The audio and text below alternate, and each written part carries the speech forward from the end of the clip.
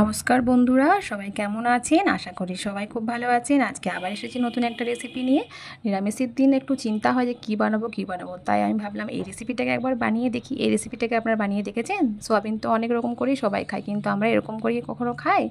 একবার এরকম করে বানিয়ে অবশ্যই দেখবেন এবং আমার কমেন্ট বক্সে অবশ্যই লিখবেন কেমন হয়েছে। অবশ্যই বাড়িতে এরকম করে ট্রাই করবেন।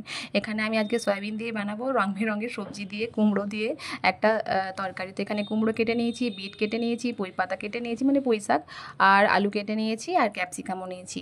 সব মিক্স করে একটা বানাবো সয়াবিন দিয়ে সবজি। খুব ভালো লাগে এবং খুব টেস্টি হয়, খেয়ে অবশ্যই দেখবেন বাড়িতে বানিয়ে।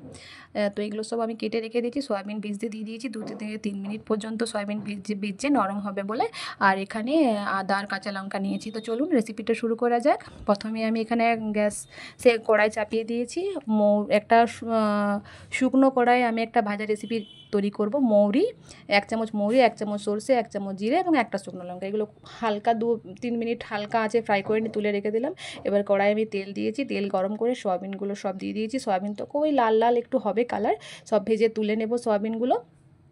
এবং তারপর আমি আবার কড়াইয়ে একটু মতন তেল দিয়ে নিয়ে সমস্ত সবজিগুলো ভালো করে 2 থেকে 5 মিনিটের মতন ভেজে নেব।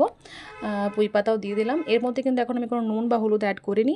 এরপর আমি ওই আদা আর কাঁচা লঙ্কা বাটাটা দিয়ে দিলাম এবং ওটা দেওয়ার পর আবার 5 মিনিট কম আঁচে ভাজবো যাতে ফ্লেভারটা আসে আদার। আর এরপর আমি ঘরোয়া সব মশলা অ্যাড করেছি, নুন, হলুদ, জিরে গুঁড়ো, লঙ্কা গুঁড়ো, একটু হালকা চিনি।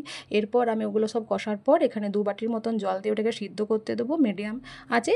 তো এই দেখুন আমার রেডি হয়ে গেছে। আমার চ্যানেলের রেসিপিগুলো কেমন লাগছে অবশ্যই কমেন্টস বক্সে লিখতে কিন্তু ভুলবেন না।